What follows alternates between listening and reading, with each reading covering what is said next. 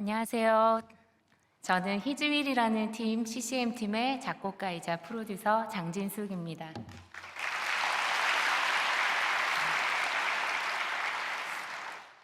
저는 이렇게 앞에 서는 사람이 아니라 뒤에서 곡을 쓰고 또 음반을 프로듀싱하는 작업하는 사람이기 때문에 이렇게 앞에서 또 이렇게 오랜 시간 저 혼자서 이야기하는 것이 굉장히 어렵고 사실 낯설고 두려운 일인데 주님께서 제 삶에 역사하셨던 것을 이렇게 나누면서 함께 주님께서 각 분들마다 역사하실 것을 생각하니까 기대하는 마음이 들어서 감사한 마음으로 이 자리에 왔습니다.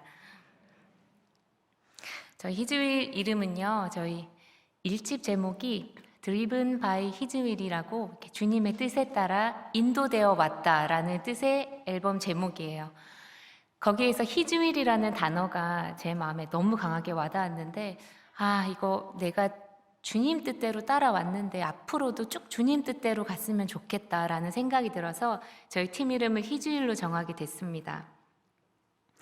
그리고 오늘 간증 주제는 믿음이 없이는 이거든요. 저희 찬양의 제목이기도 하지만 저희 희즈윌 찬양에서 정말 많이 등장하는 단어가 바로 이 믿음이라는 단어예요. 제가 주님을 만나고 나서 내가 하나님께 드릴 수 있는 하나님을 가장 기쁘게 드릴 수 있는 게 뭘까? 고민했을 때 제가 말씀을 보면서 예수님께서 이 땅에 사셨을 때 예수님께서 굉장히 기뻐하시고 또 놀라시고 그랬던 순간들을 발견했어요. 그것은 예수님께서 만났던 사람들 마음속에 있는 믿음을 보셨을 때더라고요. 정말 수로보니게 여인의 믿음, 그리고 또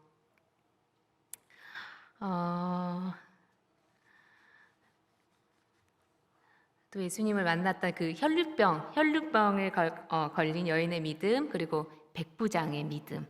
그렇게 성경에 나오는 많은 믿음의 사람들의 믿음을 보시고 예수님께서 굉장히 내가 이런 믿음을 보았나 하고 깜짝 놀라시더라고요. 그래서 내가 그때부터 주님께 내 믿음을 보이는 삶을 살고 싶다.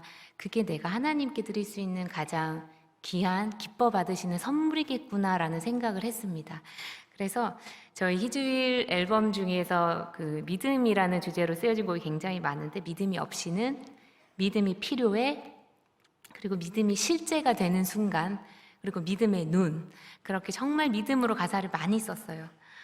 그래서 제가 감사할 수 없는 상황에서도 감사하는 믿음, 그리고 꿈을 꿀 수 없는 상황에서도 주님께서 하실 일을 기대하는 믿음, 정말 그런 믿음으로 또 주님께서 인도에 오셨을 때마다 제가 믿음으로 반응했던 것들, 주님께서 제 삶에 역사하셨던 그런 믿음의 순간들을 오늘 여러분하고 나누고 싶습니다. 제가 주님을 만나게 된 배경, 제가 주님을 만나게 되었던 시간들을 나누고 싶은데요. 제가 어린 시절부터 저는 이렇게 특별한 삶은 아니었지만 그냥 행복했어요. 엄마, 아빠하고 저희 집에 웃음도 있었고 참 행복했는데 어느 순간부터 제가 굉장히 사는 것이 힘들다라고 생각했던 적이 제가 중학생이 되었을 때부터였어요.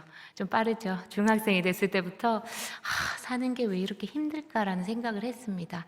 그것은 저희 아빠가 어느 날 이렇게 기침을 하셨는데 이렇게 피를 토하신 거예요. 그래서 병원에 가서 보니까 폐암이셨어요.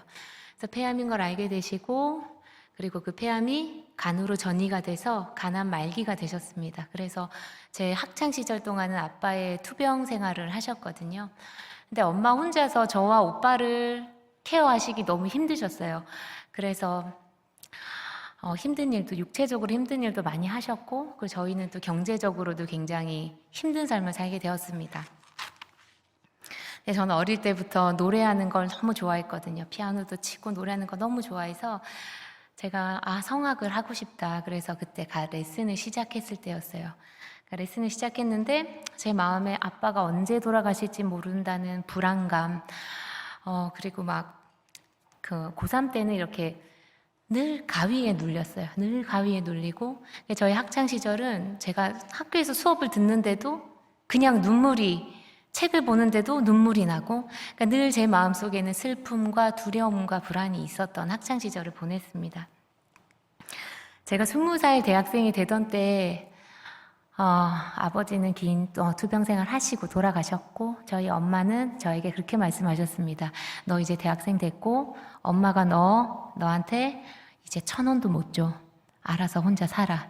그래서 제가 생각지도 못한 독립을 하게 되었습니다. 20살 때, 그때 이제 제 마음에는 그런 마음이 있었어요. 제가 아빠가 아프시고 힘든 와중에도 음악을 했잖아요. 그래서 내가 이렇게 힘든 와중에도 음악을 했는데 엄마도 힘드시지만 그래, 손 벌리지 말고 나 혼자 어떻게든 살아보자라고 악착같이 생각을 했고, 그리고 제 마음에는 장학금도 받아야 되고 아르바이트도 해야 되지만 또 마음에 보란 듯이 성공하고 싶은 마음이 자리 잡게 됐어요. 왜냐하면 왜 저렇게 아빠가 아픈데 저렇게 음악을 끝까지 고집을 하고 하느냐, 레슨비를, 집안에 돈도 없는데 레슨비를 내느냐, 그리고 굉장히 친척들도 굉장히 좀 나쁜 말씀 하셨고 마음에 상처되는 말씀들이 많이 제 마음에 남았는데, 그냥 보란 듯이 성공하고 싶은 마음이 굉장히 컸어요. 그래서 제가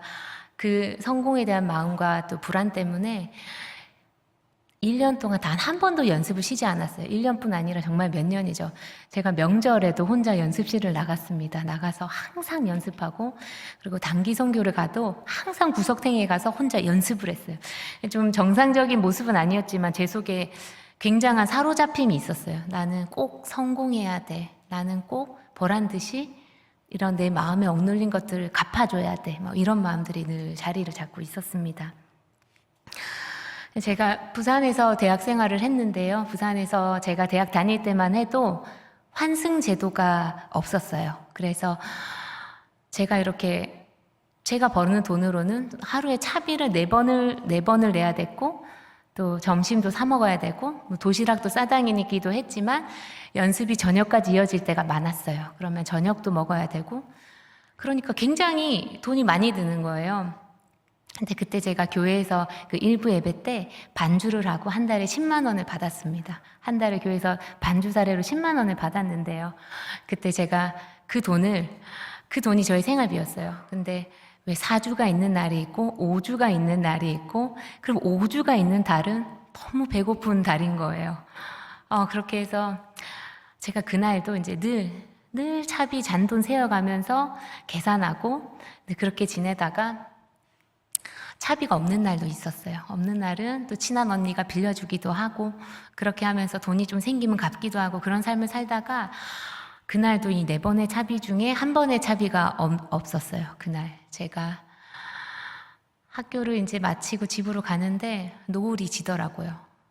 한 번의 차비가 없는데 그날따라 제가 굉장히 밝은 성격인데 그날따라 눈물이 막 쏟아지더라고요. 주님, 나는 왜 이렇게 사는 게 힘들죠? 나는 너무 어릴 때부터 왜 이렇게 사는 게 힘들죠? 근데 그때 저는 늘 이렇게 엄격한 좀 고신교단에서 이렇게 전능하신 하나님을 예배하고 살았기 때문에 주님께 화를 낸다거나 막 분노를 표현한다거나 이런 걸 해본 적이 한 번도 없고, 하나님은 늘 높임을 받으시는 분이라고 생각했는데, 그때 제가 하나님께 분노의 기도를 드렸어요. 그게 뭐냐면, 하나님이 진짜 내 아빠가 맞냐고. 하나님이 진짜 내 아빠면 나 먹는 거, 그리고 차비, 이런 건 하나님 주셔야 되는 거 아니냐고. 제가 하나님께 그랬어요. 이제 나는 이렇게 된 거 하나님 앞에서 형식적인 신앙생활 못하겠다. 하나님, 나 20만 원 필요해요. 나 밥 먹고 차비하려면 한 달에 20만 원 필요한데, 하나님이 내 아빠라면 그거 주셔야지 나 하나님 예배할 거예요 라고 기도했어요.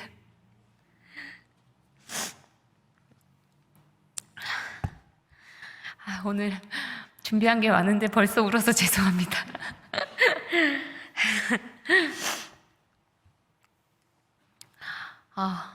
그때 제가 하나님께 그런 굉장히 솔직하고 제 삶에 있는 자리에서 분노를 쏟아냈는데, 그때 하나님께서 지금 생각하면 그게 제가 제일 처음으로 드린 하나님 앞에서의 믿음의 실험이었던 것 같아요.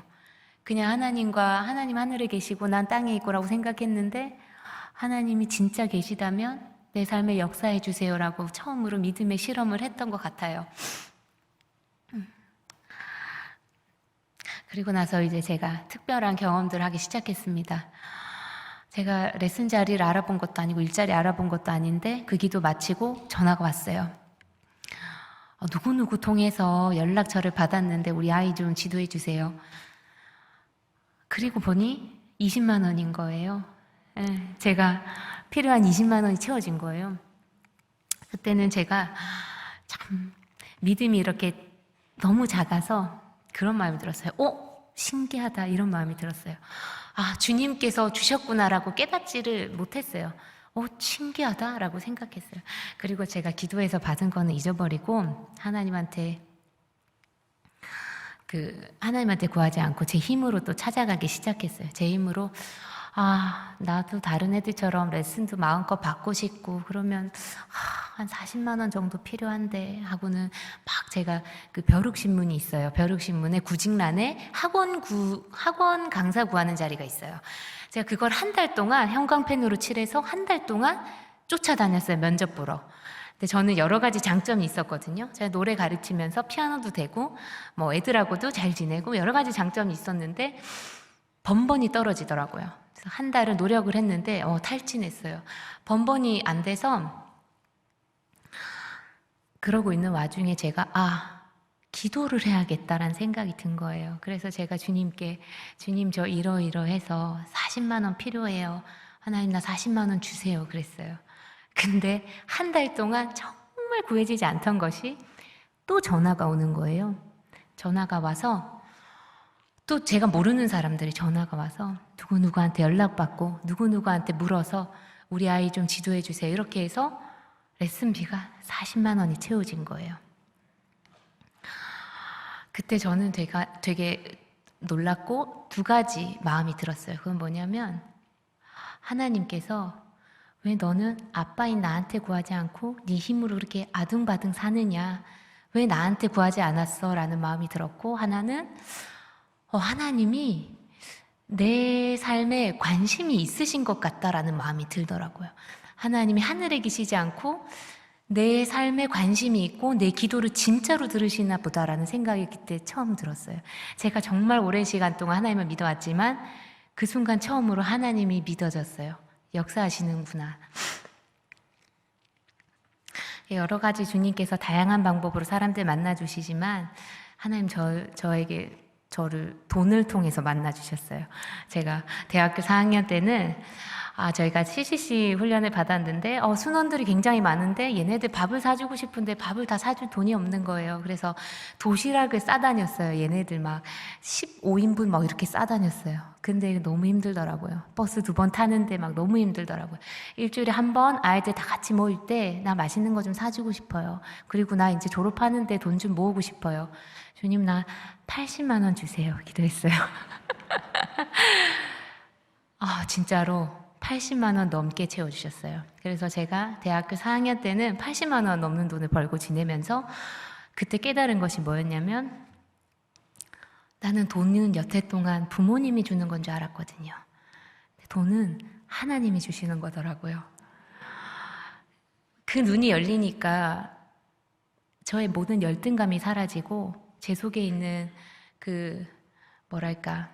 왜 나는 이럴까 하는 그런 마음들, 또는 어떤 분노, 이런 마음들이 다 사라지면서 사람을 의지하지 않게 되더라고요. 사람이 해줄 수 있는 것은 한계가 있지만 하나님이 해줄 수 있는 것은 한계가 없구나. 그리고 내가 사람 옆에서 사람이 누군가가 나에게 뭘 해줄까? 이런 기대 전혀 없어지더라고요. 내가 하나님께 묻고 하나님을 따라가는 것이 가장 지름길이고 가장 복된 길이구나를 깨닫게 됐어요. 그렇게 제가 굉장히 특별하게 돈으로 주님을 만났는데, 제가 그 주님을 만난 이후에 제 삶이 어떤 영역에서 변화가 일어났냐면요. 그런 어떤 제 마음의 모든 뭐 깊은 상처들 이런 것들 주님 많이 만져주셨죠. 근데 사실 또 늘 주님을 모시고 나니까 즐거운 순간만 있지만은 않았어요. 왜냐하면 주님과 같이 동거해야 되잖아요. 동행. 주님과 같이 가야 되잖아요. 근데 제가 생각했던 이건 내 거야 라고 생각했는데 주님께서 내려놓으라고 시키시더라고요. 그래서 주님을 알아가면서 저는 내려놓음의 훈련을 많이 받게 됐습니다. 어떻게 뭐랄까 주도권? 왜 주도권의 싸움? 이게 내 거냐? 막 주도권. 근데 하나님은 한 번도 저에게 강제적으로 요구하지 않으셨어요. 왜냐하면 주님은 늘 문 밖에서 두드리시니까 우리 마음을 기다려 주시니까 한 번도 그렇게 얘기하지 않으셨는데 제가 깨달아졌어요. 뭐냐면 제 뜻대로 살았더니 제가 아무리 열심히 살아도 자꾸 원점인 거예요. 돌아봤더니 또 고자리, 돌아봤더니 또 똑같은 데서 넘어지는 거예요. 계속 똑같은 걸 반복하다 보니까 내가 이 내려놓음의 자리를 통과하고 주님 뜻에 순종하는 것을 통과하지 않고는 맨날 여기에 있겠구나라는 생각이 들기 시작한 거예요. 그래서 제가 그 주님 앞에 저의 것들을 내려놓는 훈련을 가졌는데 첫 번째는 시간이었어요. 이 부분은 제가 사실 소위 말하는 모범생이었거든요. 그 대학 시절 동안 장학금도 받고 늘 연습 열심히 하고 거기다가 생활비도 버니까 사실 저는 되게 모범생이었는데 주님께 그렇게 당당하게 저 계획 짜는 거 좋아하거든요. 주님께 말씀드렸어요. 주님 제 시간 100이라면 80은 공부하는 데 쓰고 10은 교회에서 반주도 하고 예배 드리는데 또 교회 가고 10은 CCC 훈련 받는데 쓸게요. 주님 나 잘했죠라고 생각했어요. 근데 주님께서 제 마음에 기도 중에 그런 마음 주시는 거예요. 네 시간 그거 네 거 아니야. 네 시간 다 내 거야 라는 마음을 주시는 거예요. 근데 그때 저는 너무 충격을 받았어요. 그 기도를 하면서 너무 당연하게 내 거라고 생각했던 것이 내 것이 아니었더라고요. 그래서 제가 주님께 그럼 주님 이 시간 제가 하고 싶은 거 제 시간 제 마음대로 쓰고 싶은데 주님 거라고 하시니까 주님께 올려드릴게요. 주님께서 원하시는 대로 제 시간 써주세요. 그렇게 기도를 했어요. 그런데 아무 일이 안 일어나는 거예요. 제가 막 선교지에 가서 막 일상을 버리고 막 선교지 뛰어나갈 줄 알았는데 똑같은 일상을 살게 되는 거예요. 근데 놀라운 변화는 제가 살아가는 일상의 이유가 뿌리 깊은 동기 자체가 완전히 변했어요. 뭐냐면 제가 공부하는 이유, 제가 음악을 하는 이유, 이것이 다 저의 열심이 아니라 하나님을 위한 열심으로 하나님 나라를 향한 소망으로 바뀌기 시작하더라고요. 제 일상이 그리고 제가 마음속에 항상 그런 불안이 있었어요. 뭐냐면 제가 가장 보물같이 여기던 것은 저의 음악이었거든요. 제가 음악하는 거 그거 막 놓칠 수 없는 거. 근데 제가 하나님 믿고 나니까 하나님 한 번도 그렇게 시키시지 않으셨지만 제 마음에 은근한 불안이 있었어요. 뭐냐면 하나님 나 음악 못하게 하시고 나 저기 선교사로 보내시면 어떡하지? 이런 불안이 제 속에 있었어요. 하나님이 시키시지 않으셨지만 저 혼자 계속 그런 마음이 막 불안이 있는 거예요. 그래서 제가 내려놓지 못했기 때문인 것 같더라고요. 근데 주님의 사랑을 알아가고 주님이 어떤 분이신지 알아가면서 제 마음에 어느 날 문득 그런 마음이 들더라고요. 주님이 정말 기뻐하시고 예배하신 길이 있다면 나 꼭 음악 안 해도 되겠다라는 생각이 들더라고요. 근데 한 번도 그런 생각 해본 적 없는데 뭐 음악 안 하면 어때 하는 마음이 좀 들더라고요. 그래서 제가 주님께 이렇게 고백했어요. 주님 나 꼭 음악 안 해도 돼요. 주님이 보내시는 길로 이제 갈 수 있을 것 같아요. 그런데 아직까지 음악을 하고 있습니다. 주님은 제가 음악을 올려드린 제 손에 고스란히 그대로 음악을 돌려주시더라고요. 그리고 제 마음에 음악 안 해도 되는데 그런 마음 주시는 거예요. 진수가 너로 하여금 음악을 좋아하게 만든 거, 그리고 음악을 하는 재능을 준 거, 그리고 어려운 환경 속에서도 계속 음악을 하게 한 게 바로 나야. 그래서 하나님께서 하나님의 음악을 하게 하시기 위해서 이런 내려놓는 순간, 내려놓는 기도를 하게 하시더라고요. 이런 과정이 있고 나서는 사실 그전에는 성공을 위해서 제가 음악을 했잖아요. 보란 듯이 내가 이렇게 좀 자랑하고 싶은 사람들도 많았고 그런 마음이 있었는데 이제는 나 그런 게 하나도 귀해 보이지 않았고 굉장히 음악이 영적인 건데 영혼이 살아나는 음악을 한다면 그렇다면 나는 너무나 행복할 것 같더라고요. 그래서 제가 하나님의 음악을 하는 사람이 되고 싶다. 그렇게 마음이 완전히 바뀌었어요. 그래서 제가 전공은 성악을 했지만 지금 작사도 하고 작곡도 하고 또 지휘도 하고 굉장히 여러 가지를 하는데 제가 꼭 앞에 서서 노래를 안 해도 되겠더라고요. 왜냐하면 음악이 이제 저에게는 목적이 아니라 주님을 위해서 쓰는 수단과 방법이 됐어요. 그래서 희주일 이렇게 음악 작업할 때도 그거 참 경계해요. 음악이 이 가사나 메시지를 넘어서지 않도록 참 그 균형을 지키는 것들을 굉장히 저는 그런 부담이 좀 있어요. 그래서 주님께서 지금 어느 누구도 저한테 곡을 쓰라고 하진 않지만 주님께서 그때부터 제 속에 주신 열심 때문에 그것 때문에 지금도 늘 곡을 쓰게 되고 주님이 그만하시라고 할 때까지 저는 이렇게 주님 주신 사명을 따라갈 것 같습니다. 희주일을 시작하게 된 배경을 나누고 싶은데요. 제가 성악을 했잖아요. 그래서 작곡이라는 거를 해본 적도 없고 배워본 적도 없는데 어떻게 곡을 쓰게 되었냐면요. 제가 일기 쓰는 거 좋아했어요. 일기를 쓰기 전에 굉장히 마음이 복잡하거든요. 막 화도 나고 어떤 막 환경에서 굉장히 여러 가지 마음이 있는데 일기를 쓰고 나면 그 끝엔 항상 그래도 주님이 함께 하셔. 이런 식으로 끝이 나요. 굉장히 희망적으로 끝이 나요. 그래서 저는 일기 쓰는 거 굉장히 좋았어요. 마음의 힐링이 됐어요. 그래서 제가 주님을 만나고 나서 그런 짧은 일기들을 많이 썼거든요. 근데 그게 어떻게 보면 일기 같기도 하고 기도 같기도 하고 어떤 시 같기도 했어요. 짧은 시 같기도 했는데 어느 날 문득 그런 마음이 드는 거예요. 내가 이 글에다가 음을 한번 붙여보면 어떨까? 노래가 될까라는 생각이 번뜩 지나가는 거예요. 근데 하지만 나는 음악을 작곡을 해본 적이 없어.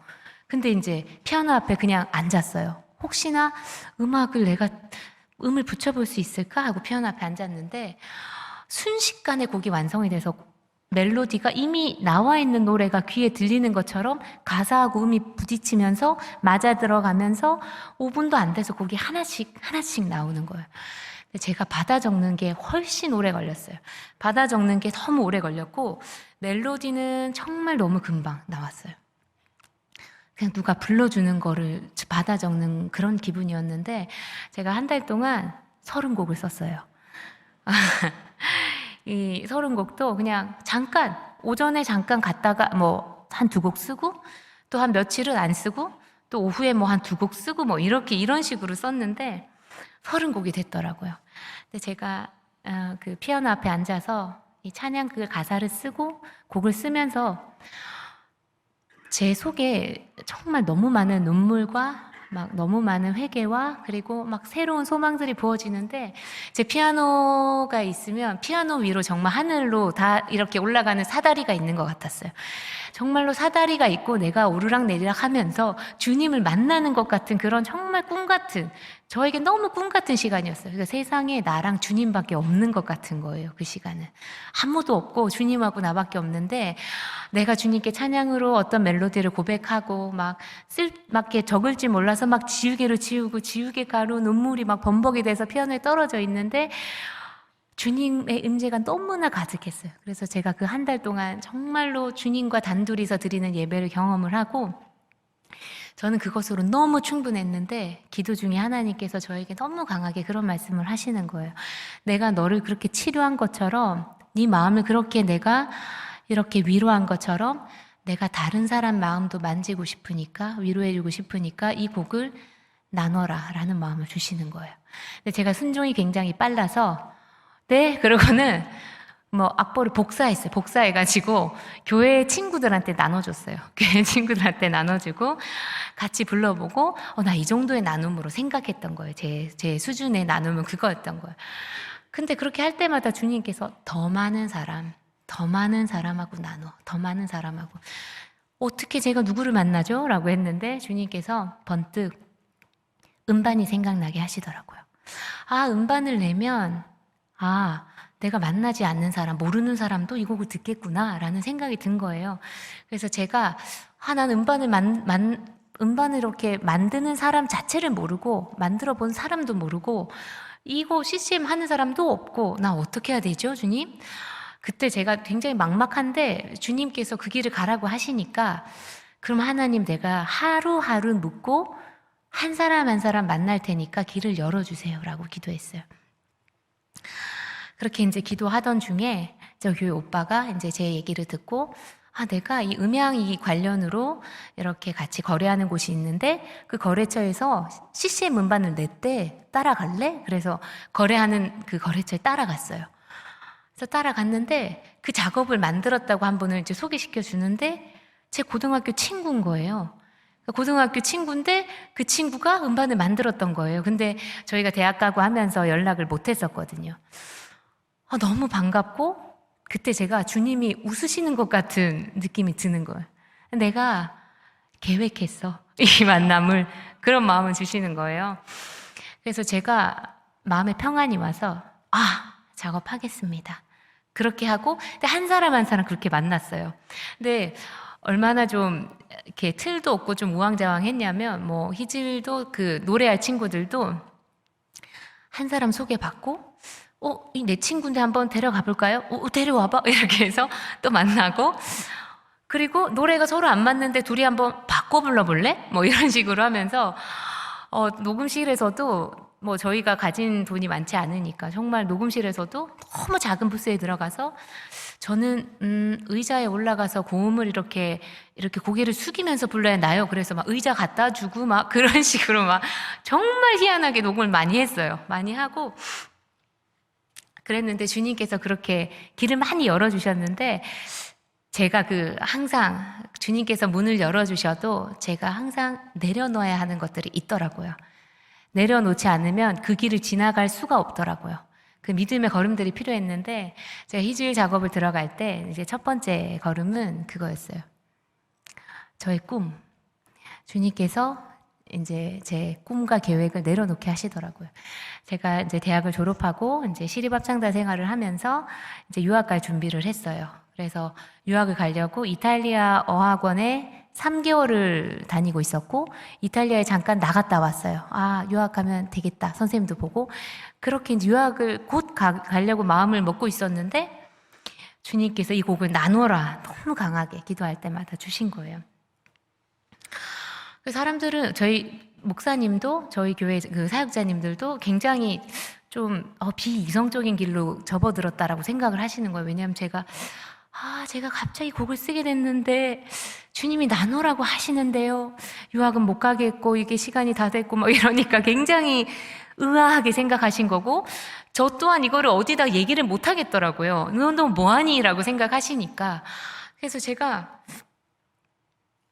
그래도 주님 앞에 제가 너무 강한 마음을 받았으니까 주님 제가 유학은 내려놓을게요. 근데 한켠에 그런 마음이 있었어요. 이거 끝나면 보내주시겠지? 그런 마음이 있었어요. 그렇게 했는데 막상 작업하려니까 엄청나게 많은 목돈이 들더라고요. 그러니까 제 그 나이에서 제가 20대 중반이었는데요. 제 나이에서 굉장히 목돈 큰 돈이 들더라고요. 주님 제가 유학은 미뤄도 돈은 없는데요. 그렇게 기도했어요. 이 돈이 어디 있죠? 그랬더니 주님께서 너 유학 가려고 모아놓은 그거 있잖아. 그러시는 거예요.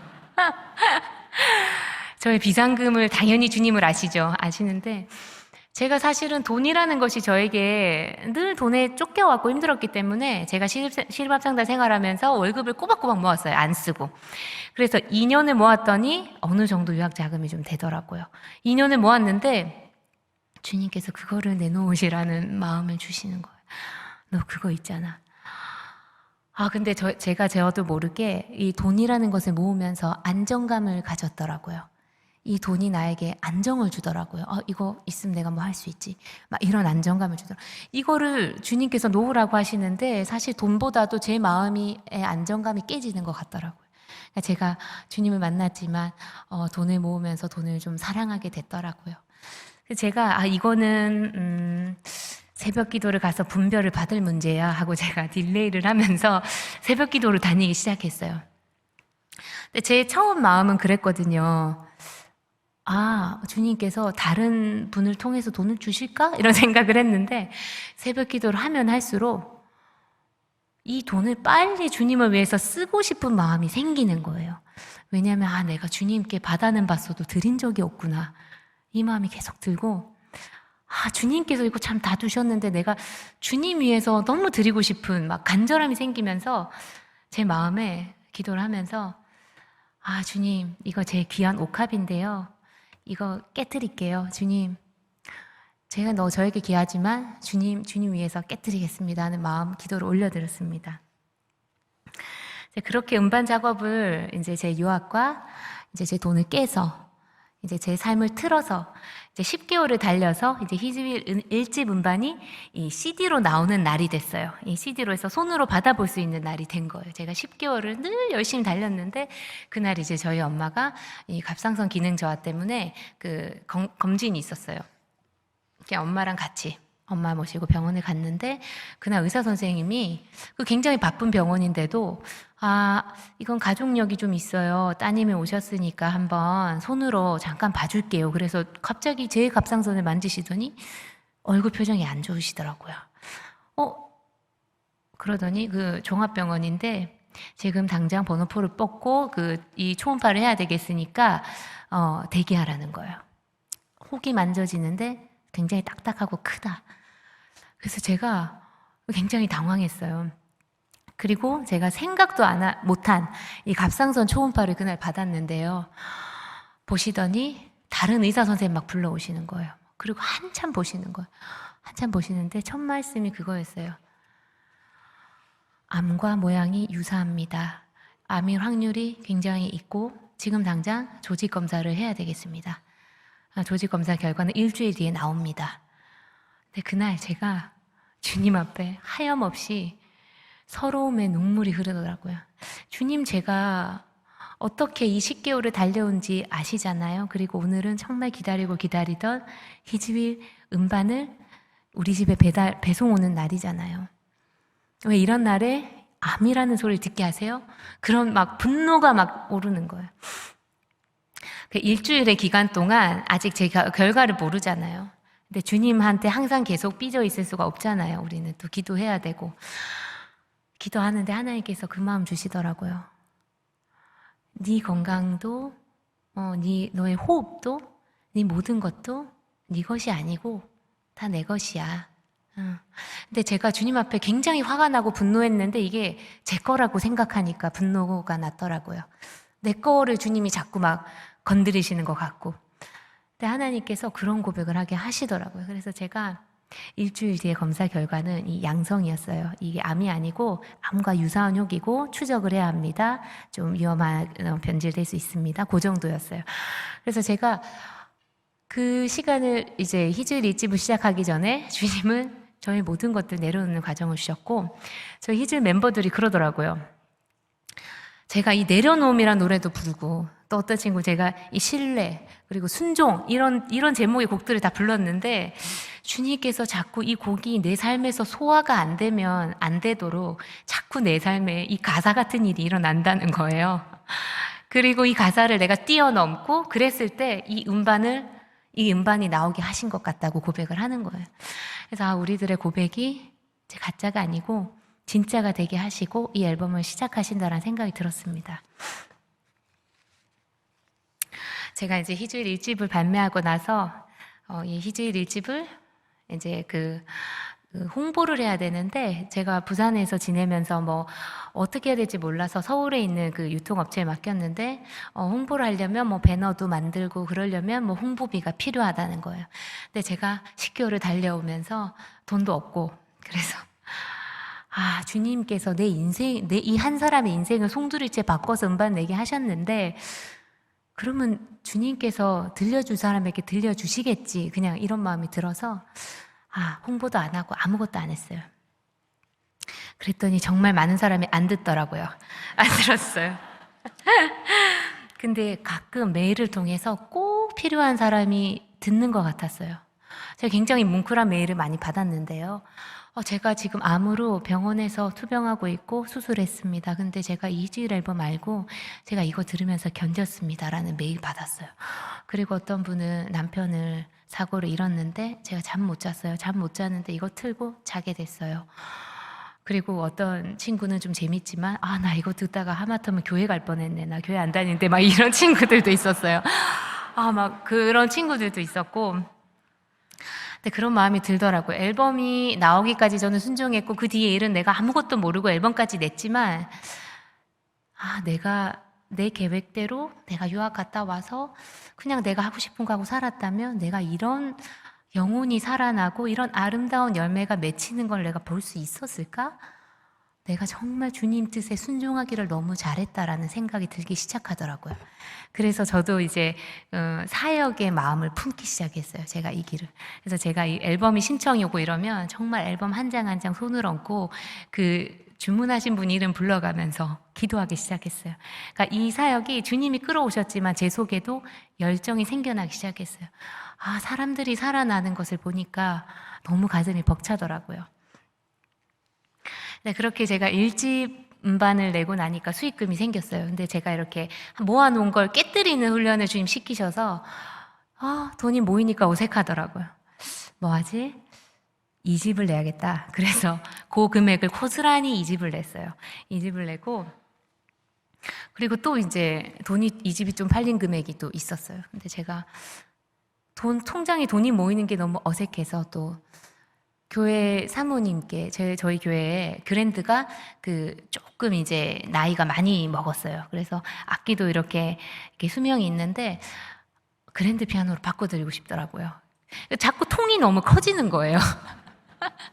뭐 1,000만 원? 팍 깨고 막 이러니까 제가 20대였는데도 주님의 교회에 좀 피아노가 조금 더 좋았으면 좋겠다 막 이런 마음이 들어서 제가 사모님께 말씀드렸는데 사모님께서 약간 저를 많이 걱정하시는 얼굴이시더라고요. 진수가 네가 돈이 필요할 때가 있을 거야 이런 마음 주시더라고요. 이런 말씀 하셔가지고 그 돈으로 이제 제가 대학원을 가게 됐어요. 대학원을 가게 됐는데 제가 2집까지는 부산에서 냈고요. 그래서 이제 부산에서 만난 가수들하고 작업을 했고 제가 3집부터는 제가 이제 지휘를 하고 있었어요. 지휘를 부산에서 제가 지휘를 하고 있던 성가대가 이제 제가 이렇게 성가대가 제 꿈이 뭐였냐면 바흐 같이 사는 거였거든요. 뭐냐면 주중에 교회에서 부를 곡을 쓰고 그 연습해서 주일마다 제가 쓴 곡으로 주님께 예배드리는 거가 제 꿈이었고 그게 현실화가 됐었어요. 제가 주중에 우리 성가대가 부를 찬양을 제가 작곡을 하고 우리 성가대가 불렀어요. 항상 세계 초연을 했어요. 저희 교회가 세계에서 초연을 하고 그래서 저희 성가대 분들과 저는 너무 이렇게 행복하고 사실 끈끈하고 너무나 좋은 공동체였는데 제 성가곡이 이제 조금 유명한 합창계에선 굉장히 유명하신 분인데 좀 유명한 성가곡집이 있어요. 거기에 이제 실리게 됐어요. 성가곡이 2곡이 실리게 되면서 그 2곡을 이렇게 윤학원 합창계의 대부시죠. 윤학원 지휘자님께서 지휘를 하셨는데 분명히 내가 작사 작곡하고 내가 이 곡을 다 아는데 너무 아름답게 표현을 하시는 거예요. 근데 내가 표현하려면 이렇게 할 수 있었을까? 난 못하는데. 근데 제 마음에 내가 준비해야 될 것이 이것이구나라는 마음이 들더라고요. 왜냐하면 제가 성가대를 맡았는데 내가 잘 못해서 우리 성가대가 자꾸 그 자리에 멈춰 있으면 안 된다라는 마음이 들더라고요. 그래서 제가 그때 사실 지휘자가 되고 싶고 이런 마음 없었는데 제가 순종이 굉장히 빠르잖아요.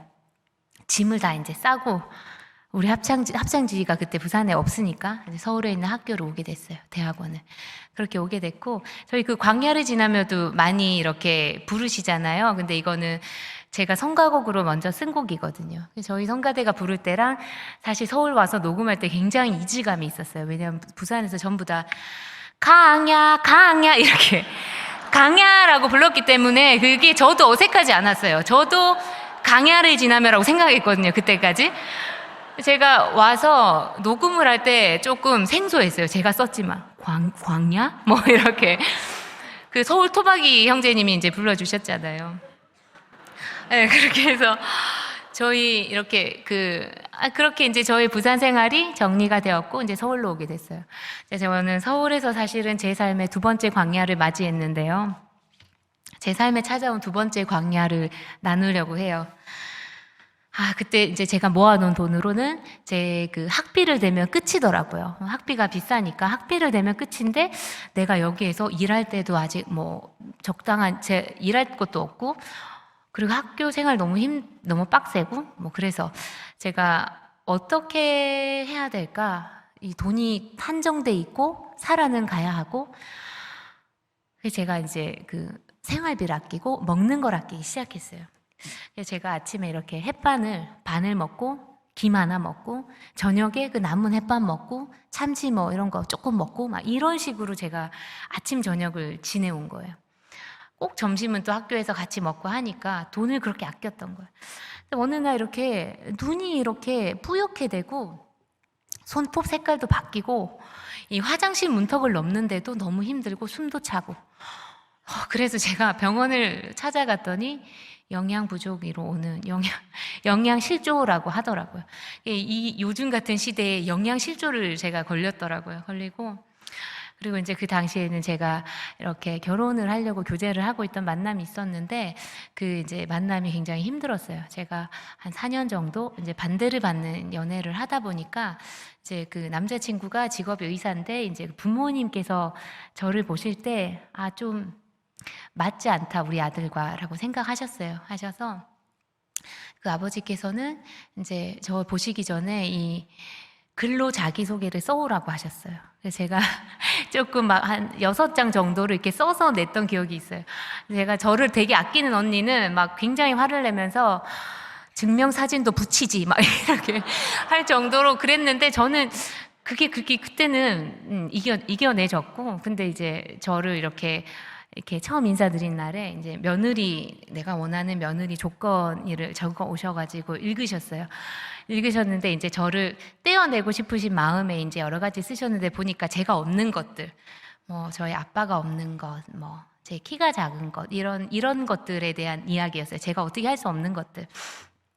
그리고 뭐 이렇게 조건이 안 맞아서 근데 이제 제 마음에는 그때 서로 좀 많이 좋아했었고, 이 남자친구 되셨던 분이 그런 부탁을 했어요. 우리 부모님을 너무 미워하지 말라. 근데 저도 나를 좀 미워한다고 팩 돌아서는 게 이게 또 맞나? 내가 좀 사랑으로 이거를 넘어야겠다. 이게 내가 넘어야 될 산이다라고 저는 생각을 한 거예요.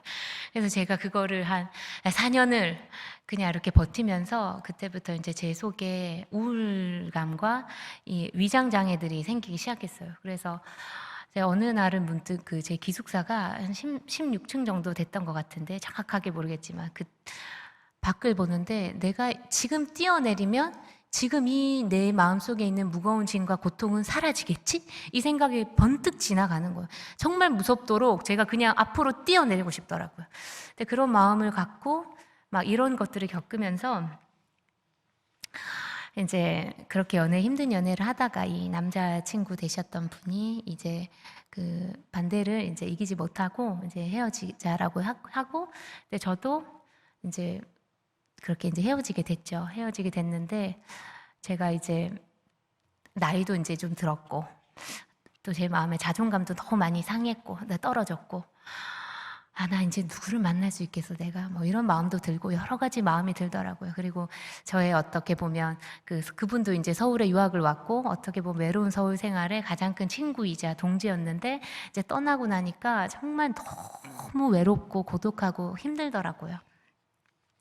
그리고 이제 제가 건강검진을 했는데 몸에 혹이 너무 많이 생긴 거예요. 그러시면 이렇게 초음파들을 하시는 분들이 여기도 혹 저기도 혹 이러시면서 스트레스를 많이 받으셨나 봐요라고 얘기를 하더라고요. 그래서 제 몸에 너무 이렇게 혹들이 많고 몸이 많이 상했는데 제가 그때 그 일집 낼 때 있었던 그 갑상선 혹이 또 문제가 된 거예요. 이 혹이 또 암인 것 같다. 그 병원에서도. 그리고 이제 갑상선을 아주 유명한 병원도 가고 했는데 갈 때마다 조직 검사를 꼭 해야 되고 조직 검사가 혹이 암이 아니라고 나왔는데도 다른 쪽을 빼봅시다. 그 정도로 암과 똑같다는 거예요. 그리고 이거를 떼내었을 때 암일 확률도 있습니다. 그래서 저한테 반드시 수술을 하라고 하시더라고요. 그래서 제가 그때 또 저희 엄마가 갑상선 암에 걸리셨어요. 그게 가족력도 있잖아요. 그래서 제가 좀 걱정도 됐고, 또 이제 저희 엄마 이제 수술을 하셔야 되니까 제가 이제 부산에 가서 엄마를 이제 간호를 해드리고, 제가 곧 연달아서 제 수술을 이제 잡게 됐어요. 이제 저는 서울에서 지냈으니까, 서울 병원에서 계속 진료를 받았으니까 서울에서 수술을 하게 됐는데요. 제가 이렇게 지금도 독립적인 성향이지만 제가 이렇게 자랄 수밖에 없었던 환경이, 저희 엄마가 스트레스에 굉장히 취약하세요. 제가 아주 어릴 때부터 엄마는 조금 이렇게 힘드시거나 스트레스 받으시면 이렇게 약을 이렇게 한 뭉치를 타오셔가지고 드셨는데, 어릴 때는 모르잖아요. 엄마가 양 뜻이나 보다 했는데 자라고 보니까 그게 신경 안정제였더라고요. 그래서 엄마는 그만큼 이렇게 공황장애 같은 이런 스트레스에 굉장히 약하신 분이었기 때문에 어릴 때부터 저한테 늘 그런 얘기를 하셨어요. 너는 엄마를 신경 쓰이게 하면 안 돼. 속 썩이면 안 돼. 네가 알아서 잘해야 돼. 엄마 힘들게 하지 마. 그러니까 엄마는 엄마 스스로를 케어하기도 힘드신 분이었기 때문에, 근데 저는 어떻게 보면 엄마한테 기대고 싶었지만 한 번도 기댄 적이 없는 거죠. 근데 제가 생각해 보면 유치원부터 졸업식이 있잖아요. 대학원 졸업식까지 가족이 한 번도 온 적이 없더라고요. 근데 항상 너무 외롭게, 좀 중요한 순간마다 저는 이렇게 혼자 되게 외롭게 있었거든요. 근데 이제 한 번도 때를 써본 적이 없어요. 왜냐하면 참는 것이 익숙하기도 했고, 그렇게 하면 또 이제 엄마도 또 힘드니까 그냥 이렇게 때를 써본 적이 없는데, 이 전신 마취하는 수술이잖아요. 갑상선 수술이. 근데 그때도 이제 혼자 있었어요. 혼자서 수술 동의서를 보호자가 와야 되는데, 그래서 제가 엄마는 부산에 계셔서 못 오십니다 그렇게 얘기하고, 수술 동의서를 보호자가 안 쓰고 본인이 쓰는 경우는 나는 한 번도 못 봤다, 의사 선생님이. 근데 저는 그렇게 하게 해주세요 그렇게 해서 제가 동의서 쓰고 혼자 이제 가서 이제 혼자 수술대에 누웠어요. 수술대에 누워서 전신 마취를 하는데 너무 외롭더라고요. 그랬는데 수술이 깨면서, 이 수술이 깨면 정말 우리 TV나 이 영화에서 볼 때 왜 사고 당하고 이 앞이 보였다 안 보였다 하는 그 상황이 있잖아요. 제가 딱 그 상황이었는데 눈물이 너무 쏟아지더라고요. 주님, 나는 왜 이렇게 사는 게 힘들지요? 난 주님 앞에서 열심히 따라왔는데 나는 왜 이렇게 외롭지요? 나는 왜 이렇게 혼자지요? 그리고 그 통증이 너무 극심한 거예요. 극심해서 주님 너무 아파요 하고 눈물을 흘렸어요. 막 서러움에 눈물이 그냥 소리 없이 줄줄 나는데, 그때 제가 굉장히 특별한 경험을 했어요. 뭐냐면 주님께서 저를 따뜻하게 안아주시는 거예요. 그리고 하나님이 제가 생각했던 그런 근엄하게 진수가 이거 아니시고, 굉장히 다급하시게, 너무 아팠지? 너무 다급하시게, 내가 네 아픔 다 알아. 너무 잘 참았어. 내가 다 알아. 근데 주님도 이렇게 공감을 하시나? 그런 마음이 들 정도로 저를 꽉 안아주시는 그런 느낌에 사로잡혔어요. 제가 이 마취가 깨지 못해서 이렇게 몸도 잘 못 움직이는데, 그때 주님이, 제가 그때까지 이렇게 제 모국어가 부산말이잖아요. 주님께서 저한테 뭐 죽고 이런 마음을 주시는 거예요. 뭐 죽고. 그래서 제가 뭐든지 말만 해 이런 마음을 주셔서 정신이 너무 없는데도 불구하고 두 가지를 번뜩 생각해낸 거예요. 제가 한 개는, 주님 저 좋은 남편 주세요. 그리고 그 남편은 반드시 저를 환영해주고 저를 아껴주시는 시부모님을 가진 남편 만나게 해주세요. 그게 첫 번째 기도였고요. 두 번째 기도는, 주님 제가 하는 일이 영감이 없으면 못하는 일인데요, 제가 평생 주님을 찬양할 때 영감을 주셔서 이 일을 평생 할 수 있도록 주님의 영감이 끊이지 않도록 기도했어요. 근데 정신이 온전치 않음에도 불구하고 너무나 잘 구한 거죠. 너무 완벽하게. 지금 생각해도 더 좋은 기도를 할 수 없을 정도로 너무 완벽하게 직장과 가족이 해결되는 기도를 한 거예요. 근데 그러고 나니까 제 마음에 사실 아무 일도 없었는데도 놀랍도록 평안하고 놀랍도록 기쁜 거예요. 그냥 그게 짧은 시간, 내 병상에서 드린 기도인데 그 짧은 시간에 너무 많은 회복이 일어난 거예요. 그래서 제가 몸도 이렇게 잘 못 움직이고 이러는데 병문안을 오는 친구를 살펴봤어요. 신랑이 신랑감을 보내주실 것 같더라고요. 그래가지고 누가 오나? 근데 너무 많이 오는 거예요, 친구들이. 그래서 2번씩 오는 사람을 체크했어요. 2번씩 오는 사람 누군가 막 체크했어요. 이제 그렇게 제 일주일간의 이제 그 입원 생활을 마치고 제가 이제 집에 돌아갔는데 몸이 너무 아픈 거야, 아직도. 그 회복이 되려면 1달 이상은 쉬어야 되더라고요. 그래서 집에서 제가 요양을 해야 되는데 그래도 그냥 시간을 보내긴 그렇고 지금 제가 곡을 쓰고 싶은데요. 제가 이 변변찮은 정말 이 요만한 그 키보드밖에 없는데 조금 이 괜찮은 키보드 하나 사야겠습니다. 근데 그 키보드가 이제 제가 그 갑상선 때문에 수술하고 그 보험금이 남은 거예요. 그 보험금으로 사겠습니다. 그래서 제가 산다고 이제 그 중고나라 있잖아요, 인터넷에. 그 중고나라에서 이제 제가 키보드가 마음에 드는 걸 발견한 거예요. 발견했는데 연락을 했더니 살 수 있대요. 근데 제가 차도 없고 키보드 너무 커서 제가 차가 있는 친구한테 한번 부탁해야 돼서 주말쯤 가겠습니다 했더니 그분이 집이 어디신데요? 그래요. 그래서 어디입니다 했더니 우리 집이랑 지하철로 2정거장밖에 안 되니까 제가 그냥 갖다 드릴게요. 그러는 거예요. 그래서 너무 친절하고 그래서 감사해서 그분이 이제 악기를 갖다 주실 때 갖다 주시고 나서 또 이렇게 악기가 혹시 문제가 있지 않는지 한번 보라고 이렇게 설치를 해서 이렇게 탁 쳐주는 거예요. 너무 감사해서 제가 차를 한 잔 내드렸어요. 이것 좀 마시시라고. 마시는데 이분이 하나님을 믿는 거예요. 하나님을 믿고 또 이분이 음악을 너무 좋아하는 거예요. 그리고 공통점이 너무 많아서 얘기를 하다 보니까 시계를 봤는데 3시간이 지난 거예요. 그래서 그분이 지금 저의 남편이 되셨습니다.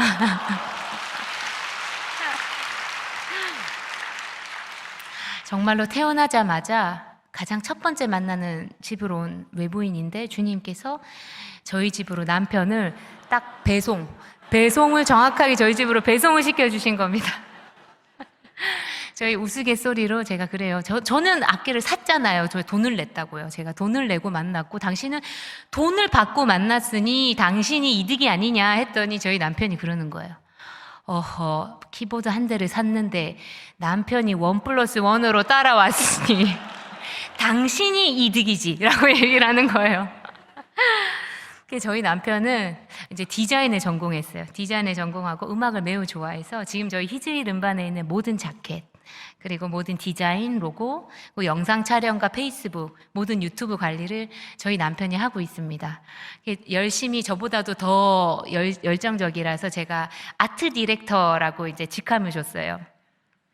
굉장히 열정적이고 그래서 저와 이제 저희 남편을 주님께서 이렇게 만나게 해주시고 이렇게 조합해 가셔서 이 히즈일의 모든 일들을 해가시는 게 저희는 지금도 날마다 놀라워요. 너무 놀라워요. 기도 제목 중에 저희 이제 시부모님 기도가 있었잖아요. 저희 시부모님 기도도 응답해 주셨는데 저희 아버님이 저한테 꿈에 그리던 며느리다 그러시는 거예요.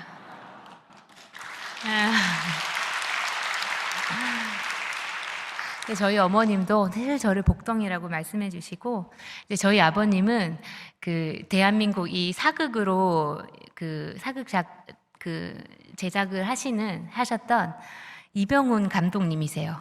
그 대장금 만드시고 허준 하시고 정말 많은 작품들 하셨죠. 동이, 마이 뭐 이런 작품들 하셨죠. 그래서 저희 아버님께서 이런 얘기하면 굉장히 많이 놀라시는데 사실 저랑 저희 엄마가 가장 놀랐죠.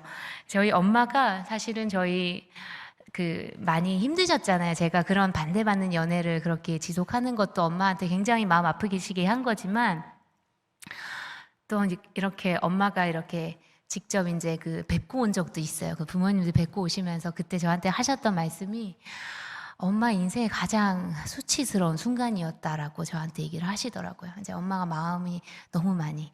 근데 제 결혼식 때 환하게 웃는 엄마를 보니까 그런 마음이 들더라고요. 이 기도는 내가 안 했지만 우리 엄마 남편도 일찍 잃고 돈도 없는데 우리 엄마의 수치를 주님께서 다 씻어주시고 우리 엄마의 마음까지 다 만져주시는구나, 그런 마음이 들더라고요.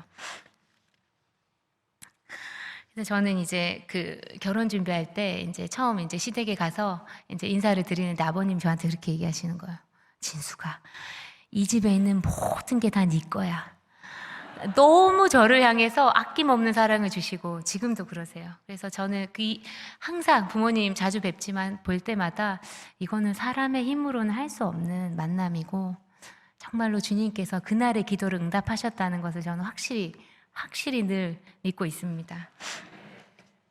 제가 이렇게 저희 희주일 팀을 이렇게 주님께서 주신 마음을 순종하면서 이 희주일의 걸음들을 이렇게 믿음의 걸음을 걸었던 것을 나누고 오늘 간증 마치려고 하는데요. 저희 희주일 1집은 2008년에 발매됐어요. 그러니까 저희가 얼마나 오랜 시간 동안 무명이었는지 아시겠죠? 저희가 무명이어도 좋아라는 찬양을 제가 진짜 제 고백이었지만 그래서 그런지 주님이 아주 오랜 시간 무명으로 살아가게 하셨습니다. 그리고 정말로 얼마 안 돼서 이 희주의 곡들이 이렇게 많은 분들이 이렇게 부르시기 시작하셨는데요. 제가 처음에 이 길을 갈 때 저도 이게 너무 막막하니까 하나님, 제가 이거 먼저 가셨던 분들한테 좀 물어보고 싶어요. 그래서 제가 사실은 연락도 드려보고 한번 만나는 약속도 잡고 했는데 번번이 약속이 취소되고 그때마다 주님께서 너 사람한테 묻지 말고 나한테만 묻고 이 길 가, 그런 마음을 자꾸 주시더라고요. 그래서 제가 묻지를 못했어요. 주님이 그런 마음 너무 많이 주셔서. 그래서 어떻게 보면 사실 이 찬양 사역을 하시는 분들이 봤을 때는 이 희주일이라는 팀이 어디서 듣지도 못하고 본 적도 없고 족보도 없는 이런 팀이 막 이렇게 노래를 하는 거예요. 근데 주님께서 사실 그렇잖아요. 찬양 사역 하시는 분들도 서로 연합하고 만나고 막 이런 관계들이 있는데 저는 조금 특이하게 부르셨어요. 그런 사역이 나쁘다는 것이 아니라 각 사람마다 부르심이 다르잖아요. 주님이 묻지 말고 가라고 하시더라고요. 그래서 제가 그걸 순종하고 이제 걸어왔습니다. 근데 이제 저를 걱정하시는 분은 이 희주일 곡들을 들어보시면 가사가 굉장히 개인적이고 그런 고백들이에요. 정말 삶에서 나오는 얘기들이거든요. 그러니까 어떻게 보면 이 예배곡 같은 곡이 아닌 거죠. 그런데 사람들이 이제 걱정하는 거죠. 이런 곡은 예배 때 부를 수도 없고, 왜 이렇게 사는 게 힘들까? 이런 가사를 왜 넣고, 왜 무명이어도 좋아? 이런 걸 어디서 예배에서 부르냐? 그러고 이제 이 예배에서 부르는 곡을 불러야 곡들이 이렇게 좀 알려진다는 거예요. 근데 인간적으로 되게 듣기 좋았지만 주님께서 저한테 그런 마음 주시는 거예요. 너 이 길을 가게 된 첫 마음 잘 기억해? 너와 나와의 있었던 이야기들을, 눈물이 있었던 이야기들을 곡으로 담기로 했잖아. 그것의 수요가 어떠하든지 너는 이 자리를 지켰으면 좋겠다는 마음을 주시더라고요. 그래서 지금도 굉장히 지극히 개인적인 저와 하나님과 있었던 이야기들을 곡으로 담아내고 있어요. 그렇고 이제 그 사역도 사실은 문의가 와요. 왜 좀 안 오시는지 근데 저는 번번이 거절했죠. 왜냐면 우리는 프로젝트로 모여서 음반 내고 헤어지는 팀이니까, 그런 팀이니까 저희는 사역 안 갑니다. 처음엔 안 갑니다 하다가 어느 날 주님 앞에 제가 기도하는데 혹시 주님이 우리를 쓰시고 싶은데 내가 막고 있나? 라는 생각이 들더라고요. 왜냐하면 제가 생각해 놓은 틀이 있잖아요. 우리는 이것만 하면 돼. 왜냐하면 제가 일하고 돈 벌고 자비량으로 앨범을 계속 내가는 것도 너무 힘든데 현장 사역까지 하면 너무 힘들 것 같은 거예요. 근데 주님께서 내가 지경을 넓히고 싶은데 제가 믿음이 이렇게 있으니까 그걸 좀 넓히길 원하시더라고요. 그래서 저희들이 이제 현장으로 가게 되었습니다. 현장으로 가서 주님께 이제 순종하면서 현장 사역을 그때부터 하게 됐고요. 저희 희질에 있는 그 조서연 자매가 어느 날은 또 일본에 단기 선교 가는데 이 일본어 앨범 좀 그냥 우리 있는 노래로 있는 앨범에다가 MR에다가 이 일본어 앨범 좀 하면 녹음 그냥 대충 해서 가면 어떨까, 그렇게 얘기하는데 너무 쉽게 들리더라고요. 근데 시작을 한과 동시에 주님의 놀라운 계획이 있음을 발견한 것이, 주님의 마음을 너무 부어주셔서 대충 안 되더라고요. 번역을 4분을 거쳐서 했어요. 4분을 거쳐서 한국어를 잘하는 일본분, 일본어를 잘하는 한국분, 음악을 잘하는 일본어를 잘하는 사람 뭐 이렇게 해서 막 하게 됐는데, 그때 저희 그 희질 막내가 사실 그 우리가 이렇게 뭐랄까 막내 같은 친구였어요. 근데 이 친구가 노래만 하면 자꾸 오신 그 번역하시고 우리 막 말도 가르쳐 주시는 분께서 깜짝 놀라는 거예요. 이 친구만 노래하면 자꾸 깜짝 놀라는 거예요. 너무 일본 사람 같다는 거예요. 그래서 이 친구가 일본 한 적도 없고 막 그런데 너무 놀라는 거예요. 일본 사람도 듣다가 이렇게 놀라는 거예요. 어떻게 된 일인지 물어봤더니 자기가 수줍게 그러는 거예요. 제가 일본 만화를 너무 좋아합니다. 애니메이션을 너무 많이 본 거예요. 근데 그 애니메이션을 본 그 발음까지 주님께서 일본 사역에 쓰시더라고요. 그래서 저희가 일본 사역이 저희 마음에 없었어요. 저희는 그런 팀이 아니잖아요. 근데 일본 앨범을 내게 되면서 일본 사역의 길이 열려버렸어요. 곡이 있으니까 자꾸 초청이 오는 거예요. 그래서 가는데 이제 그 한국인이 있는 교회를 갔는데 우리 희질 자매 중에 한 분과 이 형제님이 이렇게 마음이 맞아서 거기서 만나서 결혼을 한 거예요. 근데 제 마음에 지은이 시집 보내시려고 내게 하신 거예요? 뭐 이런 생각도 들었어요. 근데 저희가 이렇게 선교지로도 저희의 사역을 좀 넓혀주셨고요. 그리고 이제 마지막으로는 제가 이 하나님 믿지 않는 사람에게 이 곡을 좀 전하고 싶다. 하나님 믿지 않는 사람은 이런 찬양을 들을 기회가 없는데 어떻게 찬양을 하나님 믿지 않는 사람에게 나눌 수 있지? 이게 굉장히 나쁜 영으로 만들어진 곡도 많기 때문에 굉장히 이거 내가 기도하면서 주님께서 역사하실 것 같은데 이걸 어떻게 나누지? 그때 번뜩 생각난 게 연주 앨범이에요. 가사가 없고 연주 앨범을 만들면 어디에서나 좀 틀 수 있겠다. 하나님 모르는 사람에게 좀 나눌 수 있겠다 마음이 든 거예요. 그래서 제가 바이올린으로 앨범을 만들었어요. 희주일 앨범. 사실 이것도 수요가 별로 없을 거란 생각은 했어요. 찬송가처럼 유명한 선율이 아니잖아요. 희주일 모르는 사람 못 듣잖아요. 근데 제가 저희 형님 하나님 믿지 않으셨거든요. 형님한테 제일 먼저 드렸어요. 저희 형님이 바이올린을 좋아하시니까 틀고 들으시겠지? 마음의 평안을 좀 가지시겠지? 근데 오늘 형님이 저한테 그러시는 거예요. 나 이 노래가 너무 좋아서 가사 다 찾아봤어. 유튜브에는 찬양 다 찾아봤어. 근데 나 하나님 안 믿는데 왜 이렇게 눈물이 나지? 그렇게 얘기하시고 저희 형님이 얼마 뒤에 하나님 믿게 되셨어요. 네, 근데 제가 이 순종의 걸음들을 걸어올 때마다 제가 생각지 못한 정말 아름다운 하나님의 열매들, 생명이 살아나고 구원을 받는 놀라운 열매들이 이제 막 맺히는 거예요. 제가 이제 마지막으로 제가 주님께 순종해서 온 걸음이 사실 이 자리거든요. 이 자리는 제가 이렇게 말해본 적이 없잖아요. 긴 시간 작곡하고 그냥 곡 쓰는 사람이. 근데 주님께서 서라고 하시는데 제가 교회에서 초청이 왔는데 번번이 거절했어요. 저 애 키우느라 좀 힘듭니다. 우리 애가 아직 어리고 지금 시간이 없습니다. 힘듭니다. 근데 주님께서 너를 쓰고 싶은데 너를 좀 이렇게 내가 순종하지 못한다는 마음이 들었어요. 그래서 제가 거절했던 교회에다 전화했어요. 죄송합니다. 제가 그렇게 거절했는데 다음에는 또 기회가 있으면 초청해 주시면 제가 가겠습니다. 그리고 이제 온 게 또 이 오른교회입니다. 네, 이 교회에 오게 되었고 이 다니엘 기도회 이 너무나 귀한 자리에 서게 되었는데 제가 떨리고 괴로운 마음까지 들었어요. 괴로운 마음까지 들었지만 근데 주님께서 믿음으로 좀 걸어보라는 마음을 주시는 거예요. 너는 그게 익숙하지만 그거 뛰어넘어 보라는 마음을 자꾸 주시는 거예요. 그거 뛰어넘었을 때 내가 역사할 수 있고 네가 믿음으로 걸어야 내가 길을 만들 수 있는데 걸어보라는 거예요. 그래서 굉장히 너무 떨리는 마음이지만 너무 떨려서 저녁도 못 먹었지만 너무 담대한 마음으로 이곳에 왔습니다. 제가 오늘 함께 하시는 모든 분들, 방송을 함께 하시는 모든 분들도 그런 믿음의 걸음으로 하나님의 역사하심을 경험하게 되셨으면 좋겠습니다. 감사합니다.